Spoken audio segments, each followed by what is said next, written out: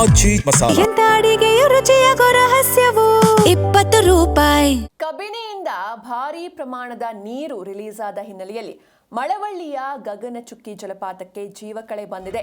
ನೀರಿಲ್ಲದೆ ಸೊರಗಿದ ಜಲಪಾತದಲ್ಲಿ ಕಾವೇರಿ ನದಿ ಧುಮ್ಮುಕ್ಕಿ ಹರಿತಾ ಇದೆ.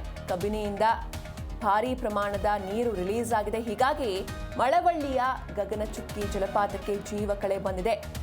ನೀರಿಲ್ಲದೆ ಜಲಪಾತ ಸೊರಗಿ ಹೋಗಿತ್ತು. ಆದರೆ ಇದೀಗ ಮಳೆಯಾಗ್ತಾ ಇದೆ, ನೀರನ್ನ ರಿಲೀಸ್ ಮಾಡಲಾಗಿದೆ. ಹೀಗಾಗಿ ಕಾವೇರಿ ನದಿ ಧುಮ್ಮಿಕ್ಕಿ ಹರಿತಾ ಇದೆ. ನೀರಿನಿಂದ ಜಲಪಾತದಲ್ಲಿ ಹಾಲ್ನೊರೆ ಸೃಷ್ಟಿಯಾಗಿದೆ. ನೋಡ್ತಾ ಇದ್ದೀರಾ ನೀವು ಕೂಡ ಆ ದೃಶ್ಯವನ್ನ. ಈ ಪ್ರಕೃತಿಯ ಸೊಬಗನ್ನ ಸವಿಯೋದಕ್ಕೆ ಪ್ರವಾಸಿಗರ ದಂಡೆ ಹರಿದು ಬರ್ತಾ ಇದೆ.